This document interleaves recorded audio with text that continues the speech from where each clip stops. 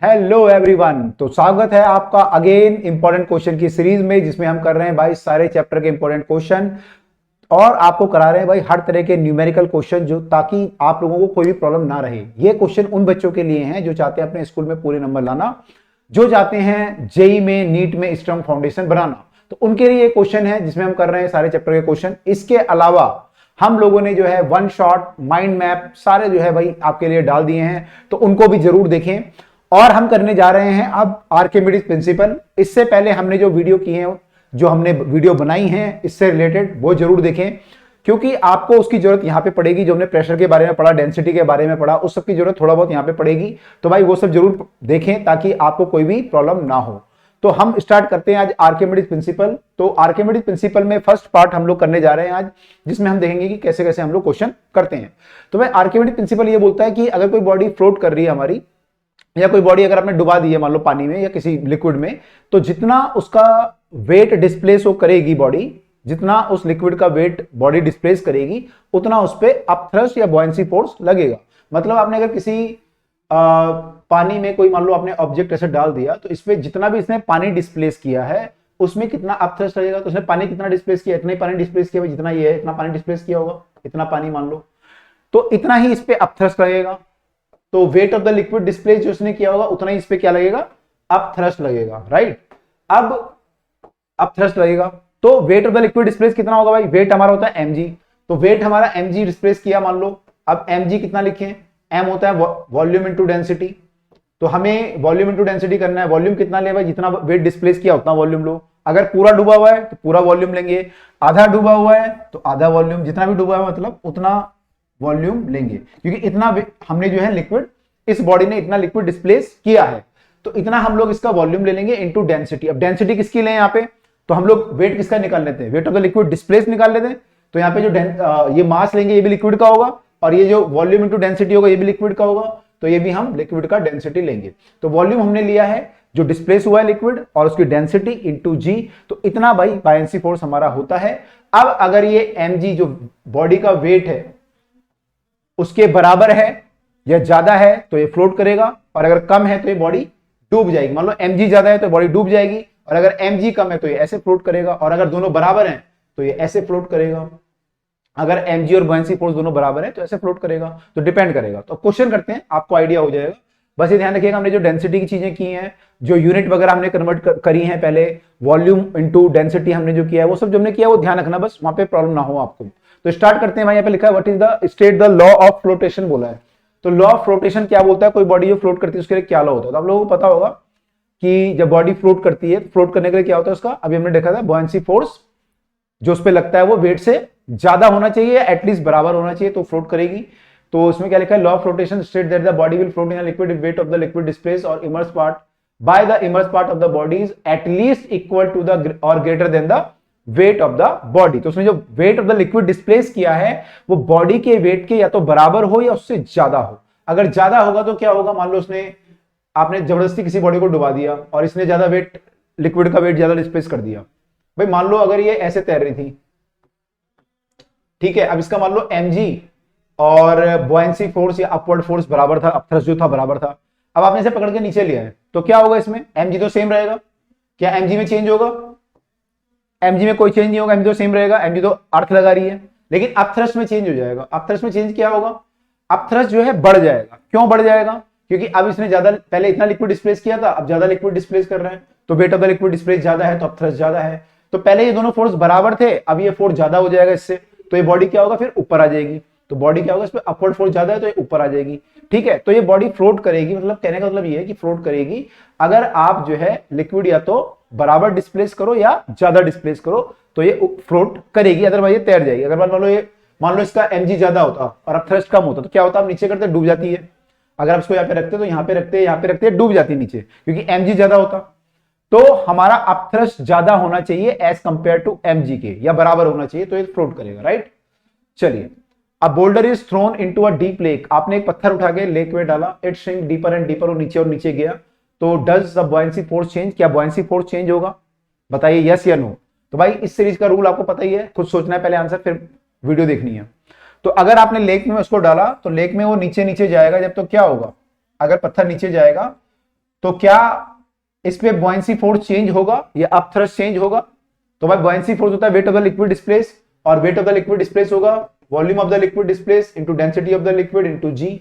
तो यहां पे डेंसिटी ऑफ द लिक्विड तो सेम रहेगी, ठीक है, लिक्विड तुम्हारा वाटर है मान लो, तो लिक्विड की डेंसिटी सेम है, जी सेम है, तो हमारा जो volume of the liquid displace है वो क्या होगा, वो भी सेम रहेगा, क्योंकि वॉल्यूम बोल्डर का वॉल्यूम तो उतना ही है, बोल्डर का जो वॉल्यूम है, पत्थर का वॉल्यूम तो उतना ही है, उतना ही पानी डिस्प्लेस करेगा, तो बॉयंसी फोर्स भी क्या होगा, सेम रहेगा, buoyancy force will not change.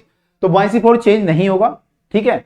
लेकिन बस एक चीज हो सकती है, कई बार मान लो ऐसा होता है कि जब नीचे आते हैं हम लोग, डेंसिटी हमारी बढ़ती है, क्योंकि जो पानी होता है वो यहाँ पे कंप्रेस करेगा नीचे वाले पानी को, और कंप्रेस करेगा तो डेंसिटी ज्यादा होगी।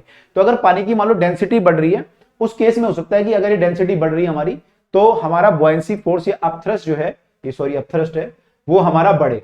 तो कब हो सकता है, अगर हमारे लिक्विड की डेंसिटी बढ़ रही है तो ऐसा हो सकता है, ठीक है, ये ऐसा हो सकता है। लेकिन यूजुअली हम लोग इसको ऐसा, तो क्वेश्चन में दिया हो, हम लोग आइडियल लिक्विड मानते हैं, इनकंप्रेसिबल मानते हैं, तो इनकंप्रेसिबल लिक्विड में डेंसिटी हमारी सेम रहेगी, तो अपथ्रस्ट भी क्या होगा, सेम रहेगा, ठीक है, अपथ्रस्ट सेम रहेगा। अच्छा, एक और चीज हो सकती है, मान लो डेंसिटी सेम रहे, डेंसिटी सेम रहे, लेकिन बॉडी जो है जब नीचे आए तो बॉडी पे प्रेशर लगेगा, तो ये प्रेशर पहले कम होगा, जैसे जैसे नीचे जाएगी प्रेशर बढ़ता जाएगा, ज्यादा प्रेशर लगेगा इस पे, तो ये बॉडी हो सकता है स्क्वीज कर जाए, इसका साइज कम हो जाए।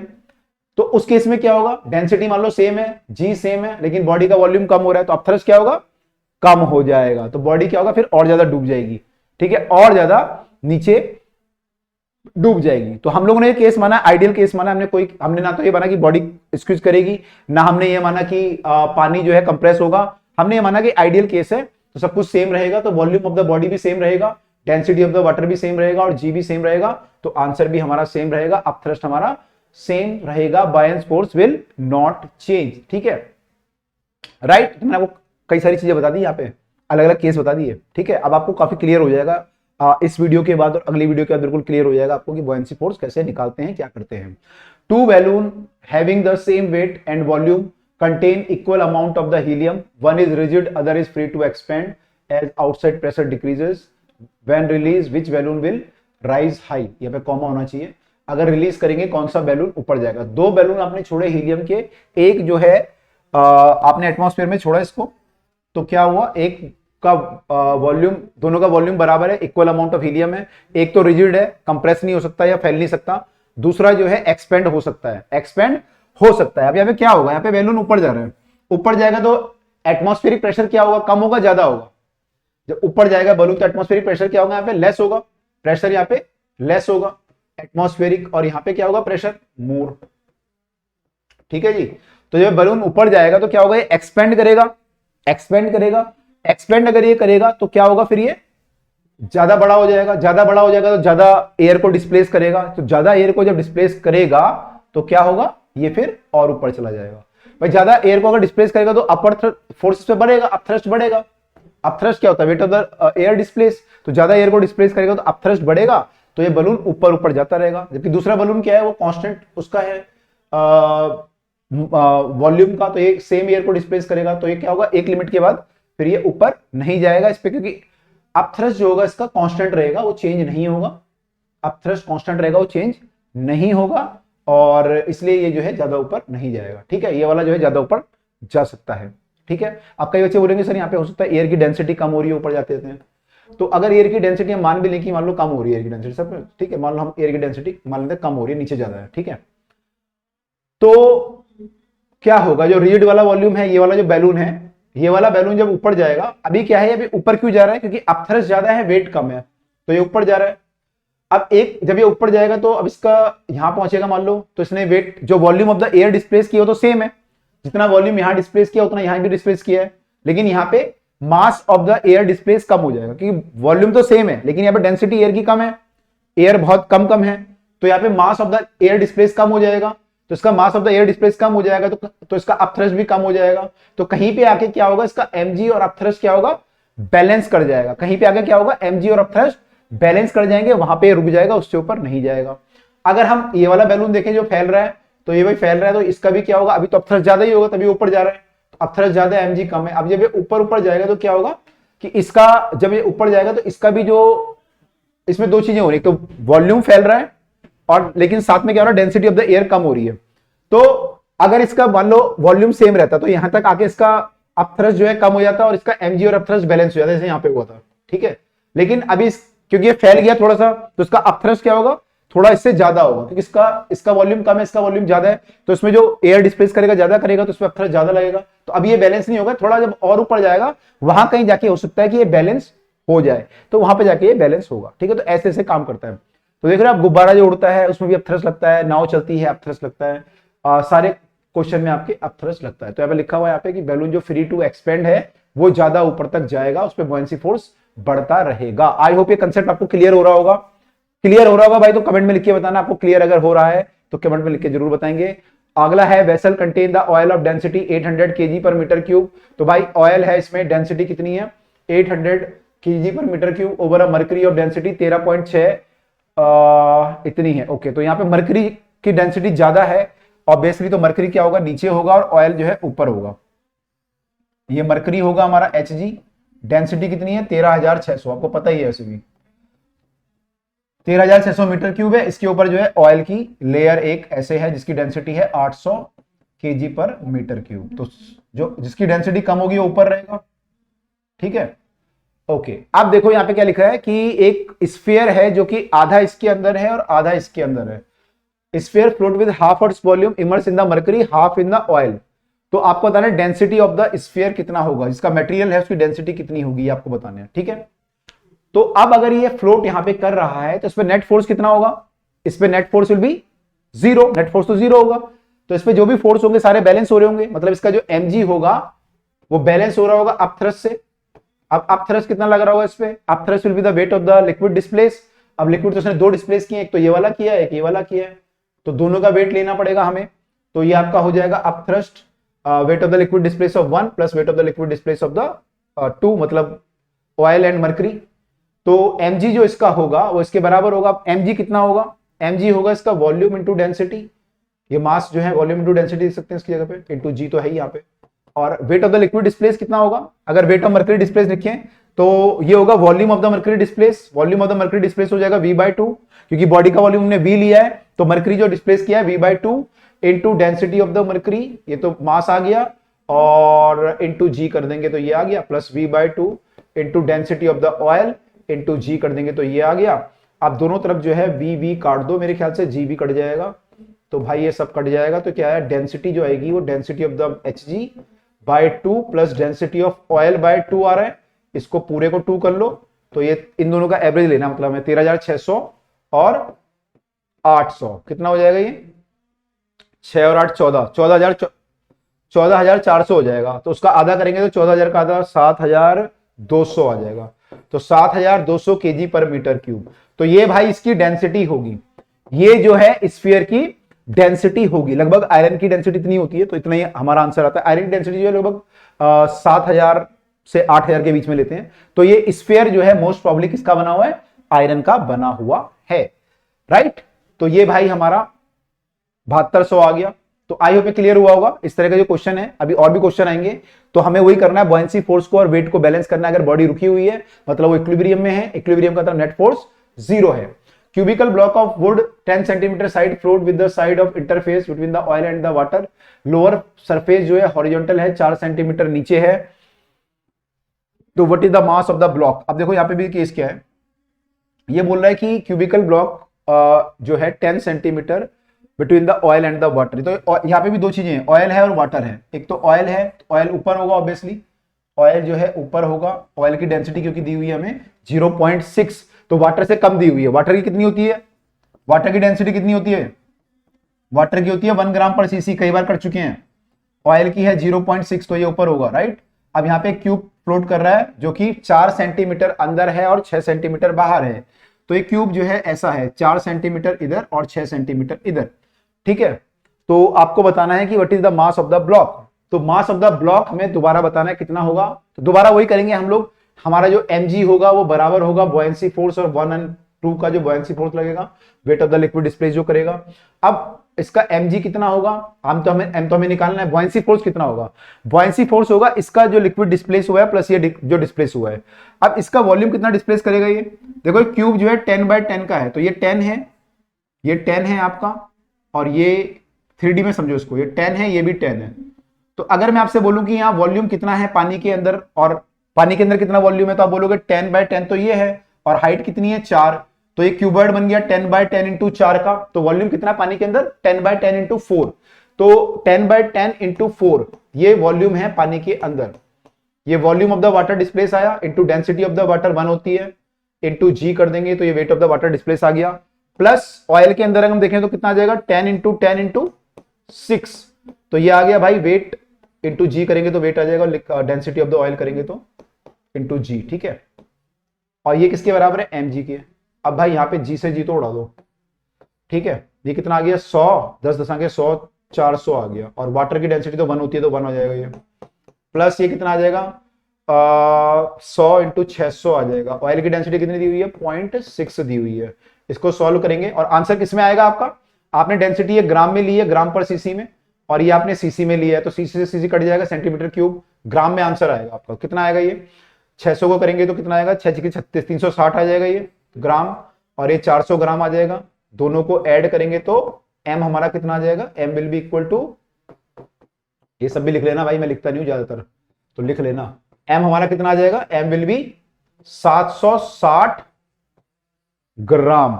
तो एम हमारा जो है 760 ग्राम, यानी जो ब्लॉक है उसका जो मास है वो 760 ग्राम के बराबर है। तो इतना इसने ऑयल डिस्प्लेस किया है। तो अगर ये पूछता आपसे कि वाटर कितना ग्राम डिस्प्लेस किया है, ऑयल कितने ग्राम डिस्प्लेस किया है, तो वो भी आप अलग अलग बता सकते थे, यहां पर बता सकते थे, ठीक है।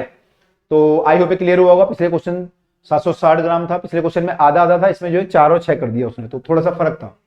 ये वाला क्वेश्चन देखिए क्या है, piece of the iron float in the mercury, इस पर मर्करी में फ्लोट कर रहा है, डेंसिटी ऑफ द आयरन दी हुई है, मर्करी की दी हुई है, फ्रैक्शन ऑफ द वॉल्यूम बताना है आपको जो आउटसाइड द मर्करी होगा। तो इस बार एक ही लिक्विड है, लेकिन आपको पूछा कुछ और है इस बार। क्या पूछा है, फ्रैक्शन कितना बाहर होगा। तो मान लो एक पीस ऑफ आयरन है, रैंडम पीस मान लेते हैं कोई भी, float in the mercury, density of the iron is 7.8, मैंने कहा था ना 7 और 8 के बीच में होती है डेंसिटी ऑफ द ये आयरन। तो ये है मरकरी की डेंसिटी, आपको पता ही है 13.6 10 की पावर 3 होती है। तो अब क्या पूछा गया यहाँ पे, calculate the fraction of the volume of the iron piece outside of the mercury. तो भाई अगर देखें यहाँ पे मान लो इसका वॉल्यूम, हम मान लें कि V1 इसके अंदर है मरकरी के, और V2 बाहर है, तो नेट वॉल्यूम कितना हो गया, टोटल वॉल्यूम हो गया V1 प्लस V2। अब पूछा क्या है, आउटसाइड कितना मरकरी, कितना फ्रैक्शन आउटसाइड है, मतलब V2 बाय टोटल वॉल्यूम, ये पूछा है आपसे कि कितना फ्रैक्शन आउटसाइड है, इसका रेशो। तो V2 bye V1 plus V2 ये निकालना है हमें, ठीक है। तो ये फ्रैक्शन आउटसाइड हुआ। अगर फ्रैक्शन इनसाइड पूछता तो V1 divide by total volume करते, वो हमारा इनसाइड होता। अगर परसेंटेज में पूछेगा तो 100 से मल्टीप्लाई कर देना, फ्रैक्शन को जो भी फ्रैक्शन आएगा 100 से मल्टीप्लाई कर देंगे, तो परसेंटेज में इनसाइड या आउटसाइड निकल आएगा। तो ये हम कर सकते हैं। अब देखो यहां पे अगर हम सॉल्व करें इसे, अगर हम इसे सॉल्व करें, हमें क्या निकालना है, V2 bye V1 plus V2। अच्छा, अब ये बॉडी फ्लोट कर रही है तो इसका जो वेट होगा mg और बॉयंसी बैलेंस करेंगे, तो mg इक्वल टू बॉयंसी हो जाएगा। m क्या होगा, वॉल्यूम, वॉल्यूम कितना होगा इसका, पूरा वॉल्यूम V1 प्लस V2 है, तो volume into density of iron या बॉडी इंटू जी, ये इसका mg हुआ, ठीक है। इसका पूरा वॉल्यूम इंटू डेंसिटी, तो पूरा वॉल्यूम इंटू डेंसिटी लिया तो इसका पूरा मास आ गया, और ये कर दिया हमने। अब ये बॉयंसी के बराबर होगा, बॉयंसी होगा wait of the liquid displace, liquid displace हमने वॉल्यूम कराया V1 डिस्प्लेस, डेंसिटी हो जाएगी 13 पॉइंट, या Hg लिख दो यहाँ पे भी, इंटू जी।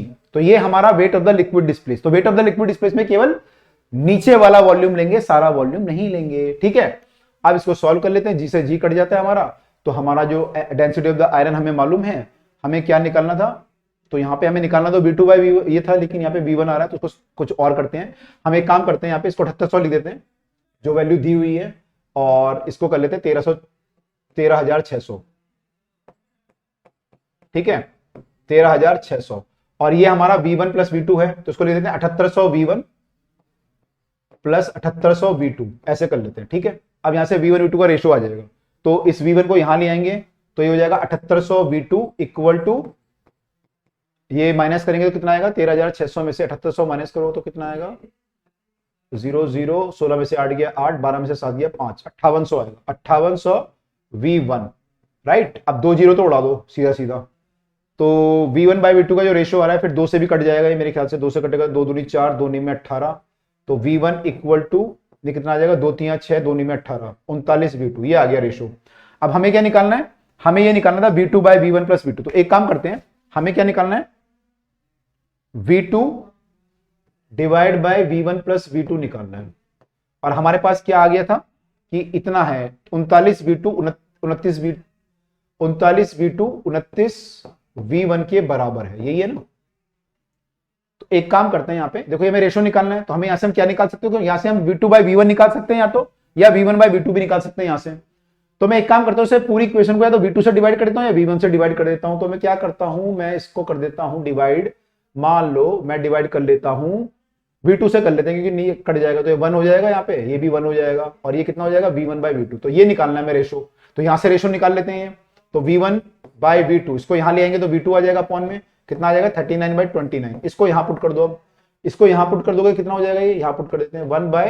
V1 बाय V2 का रेशो कितना है 39/29 प्लस 1, ये आ गया। इसको सॉल्व करोगे तो ये एलसीएम लेना पड़ेगा, तो ये 29 और 39 कितना हो जाएगा 40 और 68, ये 68 हो जाएगा, 29 ऊपर चला जाएगा। तो ये रेशो आ रहा है, ये रेशो आ रहा है हमारा V2 bye V1 plus V2 का। V2 bye V1 plus V2 मतलब आउटसाइड बाय टोटल वॉल्यूम, इसने आउटसाइड ही पूछा था, तो ये रेशो आ रहा है।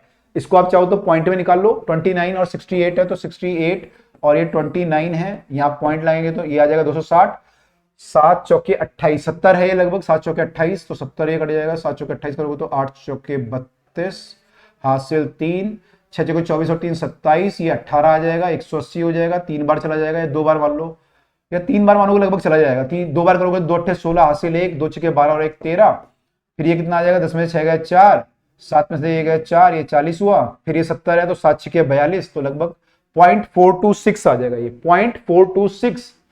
तो इतना फ्रैक्शन हमारा क्या है, आउटसाइड है, इतना फ्रैक्शन हमारा आउटसाइड है 42%। अगर 100 से मल्टीप्लाई करूंगा तो 42% बाहर है लगभग, और बाकी हमारा जो है 57% के करीब जो है अंदर है पानी के। करेक्ट है। तो आई होप सबको क्लियर हुआ होगा ये जो हमने निकाला है, राइट। तो हम लोगों ने निकाला है, आप इनसाइड भी निकाल सकते थे और आप परसेंटेज में भी निकाल सकते थे। तो आई होप क्लियर हुआ होगा सबको अब, राइट। तुमने फ्रैक्शन वाला भी निकाल लिया, कैसे निकालते हैं। अगला क्वेश्चन देखते हैं, अगला क्वेश्चन क्या है। अगला क्वेश्चन है object float with the water 20% above the water. इस बार इसने जो है वाटर लिखा होगा, टाइम पता नहीं क्या है, तो इस बार इसने दे दिया 20% अबव दे दिया, ठीक है। तो 20% अबव, 20% अबव का मतलब हुआ कि ये जो वॉल्यूम है, बॉडी का वॉल्यूम अगर V है, अगर बॉडी का वॉल्यूम B है तो अबव कितना हुआ, तो अबव वॉल्यूम हुआ हमारा 0.2V, 20% है ना, 0.2V हुआ। This implies that volume outside is 20%, मतलब इसको करोगे सॉल्व तो 0.2V आ जाएगा, तो ये आउटसाइड है। और अगर इनसाइड निकालोगे तो V में से इतना माइनस करना पड़ेगा, तो वॉल्यूम इनसाइड कितना आ जाएगा, क्योंकि बॉयंसी के लिए आपको इनसाइड वॉल्यूम भी चाहिए होगा। जब बॉयंसी फोर्स लिखोगे तो वॉल्यूम इनसाइड कितना आ जाएगा, volume inside will be V minus 0.2V यानी कि 0.8V आ जाएगा। तो ये इनसाइड है। अब आपको क्या करना है, ये फ्लोट कर रहा है तो इनको बैलेंस कर लेते हैं। हमें निकालना क्या है, डेंसिटी निकालनी है। तो mg को बैलेंस कर लेते हैं, mg इक्वल टू बॉयंसी कर लेते हैं। mg को बॉयंसी करेंगे यहाँ पे, तो mg हमारा हो जाएगा total volume into density of the body into g, और बॉयंसी हो जाएगा वॉल्यूम इनसाइड मतलब कि 0.8V इंटू जो भी है लिक्विड है उसकी डेंसिटी। लिक्विड क्या है यहाँ पे, वाटर है, तो वाटर की डेंसिटी इंटू जी, राइट। तो हमने ये कर लिया कि जितना mg है उतना ही बॉयंसी होगा। इसको सॉल्व कर लेते हैं भाई। अब v से v उड़ा देते हैं तो ये आ गया, और g से g उड़ा देते हैं तो और इजी हो गया। तो क्या निकालना, डेंसिटी ऑफ बॉडी, तो आई गई डेंसिटी ऑफ बॉडी। अब क्या करूं इसमें मैं, डेंसिटी ऑफ बॉडी तो आई गई भाई, 0.8 into density of the water. Water की डेंसिटी कितनी होती है, अगर ग्राम पर सीसी में लोगे तो 1 ले लोगे, किलोग्राम में लोगे ऐसा यूनिट में तो 1000 ले लोगे। तो ये कितना आ जाएगा, ये आ जाएगा आपका 0.8 से मल्टीप्लाई करोगे तो 800 आ जाएगा, 800 केजी पर मीटर क्यूब, सॉरी, तो पर मीटर क्यूब। तो ये आ गई डेंसिटी 800 केजी पर मीटर क्यूब, ठीक है। तो ये डेंसिटी पानी से कम आनी चाहिए, आ भी रही है तभी ये फ्लोट करेगा, नहीं तो अगर ज्यादा आती तो फ्लोट नहीं करता, डूब जाता। तो हमारा आंसर ज्यादा आना चाहिए। अब इन्होंने पूरा सॉल्व करके दिखा रखा है यहाँ पे, ये सब किया हुआ है, ये सब किया हुआ है, तो ये ठीक है, देख लेना यार, इतना लंबा करा हुआ है, मैंने तो बता दिया आपको। मैंने आपको, देखो कंसेप्चुअली करोगे अगर आर्किमिडीज प्रिंसिपल तो बहुत आसान है, और फॉर्मूले से करोगे तो बहुत टफ है, ठीक है। तो कॉन्सेप्चुअली अगर आप समझ गए तो बहुत इजी है, इसलिए आपको मैं कॉन्सेप्चुअली सारी बातें बता रहा हूं, ठीक है। अगला क्वेश्चन देखिए, आइसबर्ग इस बार फ्लोट कर रहा है, फ्रैक्शन बताना है below water surface and above water surface. तो ये आपको बताना है कितना कितना होगा, तो ये आपके लिए छोड़ दूं मैं, तो ये क्वेश्चन मैं आपके लिए छोड़ रहा हूं क्योंकि ये सेम क्वेश्चन मैं करा चुका हूं कई बार, अभी मतलब देख चुके हैं हम लोग। तो उसमें बोला है fraction of the iceberg below कितना होगा और अबव कितना होगा, डेंसिटी ऑफ द आइस दी हुई है और वाटर का दिया हुआ है, तो आपको वॉल्यूम मानना पड़ेगा और वही आपको V1 और बाय V1 प्लस V2 का रेशो वो सब निकालना पड़ेगा। एक बार खुद ट्राई करना भाई, यहाँ पे सॉल्यूशन भी दिया होगा मेरे ख्याल से, तो सॉल्यूशन यहाँ पे दिया हुआ है, तो ये आंसर आप देख लेना आपका सही आएगा नहीं आएगा, कर सकते हो। मेरे ख्याल से सेम क्वेश्चन है जैसे हमने ब्लॉक वाले किए हैं, तो वही क्वेश्चन है, राइट। अगला क्वेश्चन क्या है, block of brass has mass 0.5 kg, density इतनी है, it is suspended from a string, find the tension in the string if it is completely submerge in the water. तो भाई एक ब्लॉक है जो completely submerge in the water है और इसको जो है धागे से बांधा गया है, इसको जो है सजा दे दी गई है, यहां से बांध दिया गया है। तो इसका मास कितना है, इसका मास है 0.5 kg। और क्या दिया हुआ है इसके बारे में, डेंसिटी दी हुई है, इसकी डेंसिटी दी हुई है 8 × 10³ kg पर मीटर क्यूब। तो हम इसका क्या निकाल सकते हैं, वॉल्यूम, अगर हमें जरूरत पड़ेगी तो वॉल्यूम निकाल सकते हैं क्योंकि मास पता चल गया, डेंसिटी पता चल गई, ठीक है। अच्छा, suspended from the string, find the tension in the string if it completely submerged. Tension बतानी है, टेंशन कितनी होगी। टेंशन फोर्स जो होता है आपको पता है ऐसे लगेगी इस पे। अब इस पे जो बॉडी है दोबारा इक्विलिब्रियम में है तो सारे फोर्स बैलेंस होंगे। अब कौन कौन से फोर्स इस पे लग रहे हैं, इस पे तो mg लगेगा नीचे, एक टेंशन लग रहा है और तीसरा क्या लग रहा है, भाई सोच लिया करो वीडियो को पॉज करके। एक लगेगा mg और एक लगेगा टेंशन और एक लगेगा बुआयंसी भी तो लगेगा, डिस्प्लेस करेगा तो बुआयंसी लगेगा, राइट। तो ये तीनों बैलेंस हो रहे हैं, मतलब T plus buoyancy equal to mg के हैं। हमें क्या निकालना है, T, तो mg माइनस बुआयंसी कर लेते हैं। तो m तो हमें दिया ही हुआ है, mg माइनस बुआयंसी करना है। बुआयंसी फोर्स निकालने के लिए आपको वॉल्यूम चाहिए बॉडी का, तो ये होगा volume of the body into density of the liquid into g, और mg तो आपको मालूम ही है 0.85 इंटू जी हो जाएगा तो, ठीक है। तो वॉल्यूम ऑफ द बॉडी कितना होगा, यहां से हम निकाल सकते हैं, this implies that volume of the body is mass by density, ठीक है। मास पर यूनिट वॉल्यूम डेंसिटी होता है तो वहां से ही आ जाएगा मास बाय डेंसिटी, पहले बहुत बार कर चुके हैं, देख लेना भाई वीडियो दोबारा से।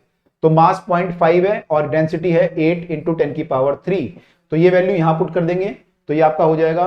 सॉल्व नहीं करते इसको क्योंकि यहां पे कट जाएंगी कई सारी चीजें, तो यहां सॉल्व करने की जरूरत नहीं है।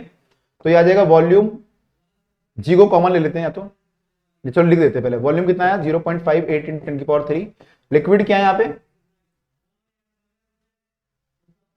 वाटर, वाटर में किया है, ठीक है। तो 10³ आ जाएगा, वाटर की डेंसिटी 10³ होती है, जी आ जाएगा, इससे कट जाएगा।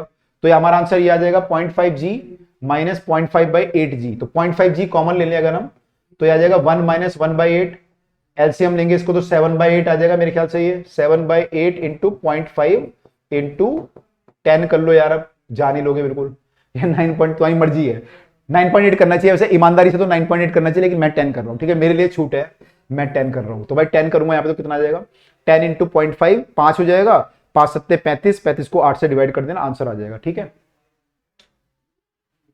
इन्होंने तो कुछ और ही किया, मैं करके दिखाया था, चलो मैं पूरा करके दिखाऊँ। 7/8 आएगा इंटू 0.5 इंटू 9.8, लो अब मैंने ढंग से कर लिया। 0.5 की मल्टीप्लाई करूंगा यहाँ पे तो कितना आएगा 4.9 इंटू 7/8 ये आ जाएगा। अब यहाँ पे करूंगा तो 7 9 में 63 का 3 हासिल 6 7 चौके 28 और 6 34.3/8 8 चौके 32, फिर ये 23 आएगा, 8 3 24, लगभग 4.3 के करीब आ जाएगा, 4.3। और यूनिट हमने क्या लेंगे, हमने डेंसिटी केजी में लिए, सब कुछ ऐसा यूनिट में लिया तो न्यूटन में आएगा आंसर, 4.3 न्यूटन। इनका आंसर क्या आ रहा है 4.29 न्यूटन, तो सही है, वो डेसिमल प्लेस का चक्कर है, तो 4.3 न्यूटन यहां पे आएगा। तो इस तरीके से भाई हमने ये वाला क्वेश्चन भी कर लिए हैं, आई होप सबको कंसेप्ट क्लियर हुए होंगे।